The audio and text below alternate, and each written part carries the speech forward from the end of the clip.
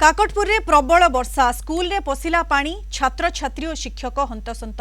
पुरी जिला अस्तरंग काकटपुर ब्लॉक रे गत 24 घंटा मध्य प्रबल वर्षा होईछि। काकटपुर रे 57 मिलीमीटर वर्षा होइथिबा बेले अस्तरंग रे 70 मिलीमीटर वर्षा रेकर्ड करा जायछि। अस्तरंग ब्लॉक ओस्तपुर प्रकल्प प्राथमिक विद्यालय रे पसिछि वर्षा पानी।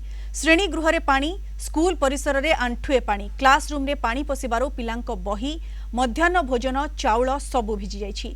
मध्याह्न भोजन रोषे रे मध्य असुविधा होइतिला। स्कूल परिसर रे ड्रेनेज सुविधा नथिबारु वर्षा हेले पानी जमुछि, जहाकु ने शिक्षक और छात्र छात्रींक मध्य रे असंतोष।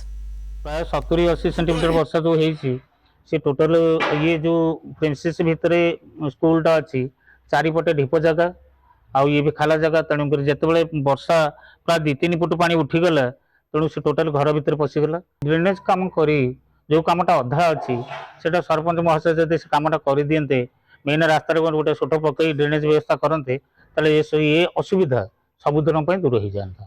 जगह जाम से जगह आमर खोला पाइप पड़ता से जगह बाबू सब पानी जाऊला भारी एबे से गाँ लोक माने से पूरा खाल को पोती देकी जो पाइप लगी से पाइप रे गोटे जरीटा आनी गोटे बड़ जरी बाली पुरे लगे जेहेतु लगे से पानी जाऊनी आमर ये जाम हो रोच चारिपटे जो रास्ता हो गला ये पानी कुआड़े निष्कासन हो पानी तापरे जहाँ आमर एपटे गोटे बाट थिला से बाटटा पड़िया पोतीदेले तापरे से पड़िया भी जो पानीटा पोखरी की जीवाई गोटे पाइप पड़ता जाऊला से पाइपटा को भी किसी लोक बंद कर देती ये स्कूल पानी बाहर पानी निष्कासन हो पानी। सरपंच को देखा करी सरपंच कहले से छोट कामटा 10-15 दिन गले पाग देले करदेबू बोली कही